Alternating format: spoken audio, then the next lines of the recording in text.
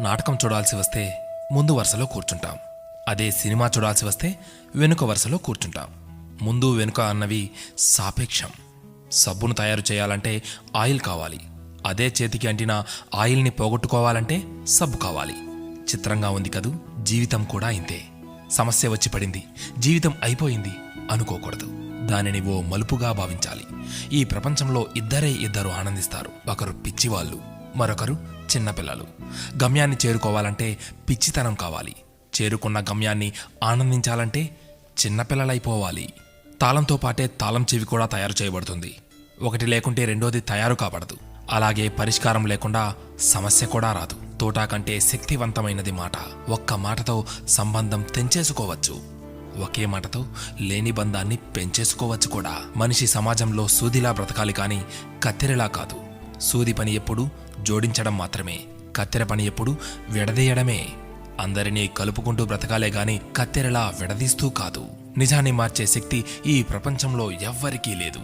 కానీ ప్రపంచాన్ని మార్చే శక్తి ఒక్క నిజానికి ఉంది. నీవు సంతోషంగా ఉన్నావంటే నీకు సమస్యల్లేవని కాదు, వాటిని ఎదుర్కోగల శక్తి, ధైర్యం నీకున్నాయని అర్థం.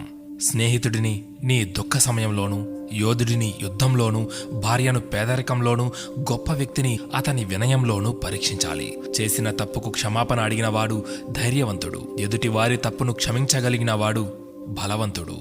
కష్టం అందరికీ శత్రువే, కానీ కష్టాన్ని కూడా చిరునవ్వుతో స్వీకరిస్తే అది సుఖమై నిన్ను ప్రేమిస్తుంది. ఓటమి లేనివాడికి అనుభవం రాదు, అనుభవం లేనివాడికి జ్ఞానం రాదు.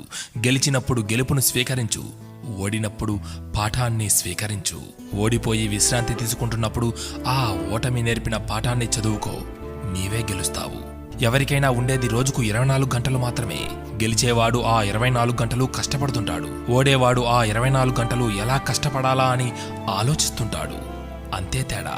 గెలవాలన్న తపన, గెలవగలను అన్న నమ్మకం, నిరంతర సాధన, ఈ మూడే నిన్ను గెలుపుకు దగ్గర చేసే సాధనాలు. నేను గెలవటంలో ఓడిపోవచ్చు, కానీ ప్రయత్నించడంలో గెలుస్తున్నాను.